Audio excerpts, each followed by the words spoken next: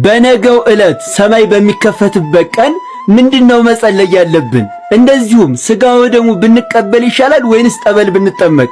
እነግራችኋለሁ።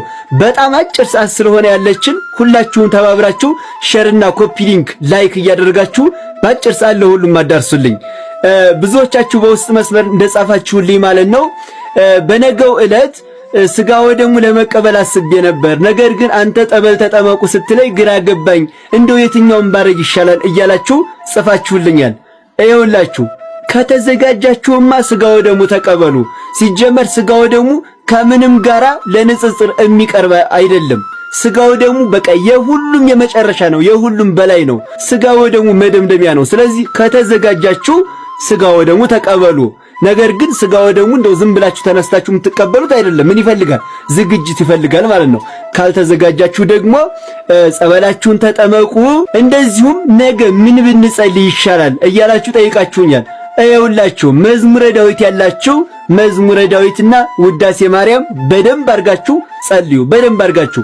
መዝሙረ ዳዊት የሌላችሁ ደግሞ ውዳሴ ማርያም ቢሆን በፍጹም ነገ ሳትጸልዩ እንዳትሉ ማለት ነው። እስኪ ሁላችሁም ኮመንት ላይ አምላኬ ሆይ ጸሎቴን ተቀበለው እያላችሁ ጻፉልኝ። ሰማይ የሚከፈትበት ቀን ማለት ምስጢር የሚገለጥበት ጸሎት የሚያርግበት ቀን ነው እና ሁላችሁም ጸሎቴን ተቀበለው እያላችሁ ጻፉልኝ። እና ደግሞ ወደ ጊሽ ክርስቶስ ሰምራ ለመጓዝ እኛ ጋር የተመዘገባችሁ ሰዎች ይሄንን ዳዊት ይዘንላችሁ እንምጣ፣ አጋጣሚ ካስፈልጋችሁ ማለት ነው። ይዘንላችሁ እንምጣ ወይንስ ውስጥ መስመር ላይ ጻፉልኝ። ያው ብዙ ስለሆናችሁ ለመደወል ትንሽ ስለሚያስቸግር ነው ማለት ነው። ምናልባት ጉዞውን ያልሰማችሁ ካላችሁም እስከ ምሽቱ 4 ሰዓት ድረስ መደወል ትችላላችሁ። በ0961 21 21 21 ላይ ደውሉና ያው መመዝገብ ትችላላችሁ እስከ ምሽቱ 4 ሰዓት ማለት ነው። በነገራችን ላይ ይሄ ስልክ ወደ ቁልቢ ገብርኤል፣ ዘብር ገብርኤል እንደዚሁም ሐዋሳ ገብርኤል መጓዝ ለምትፈልጉ ሰዎችም ያገለግላችኋል። ደውሉልን።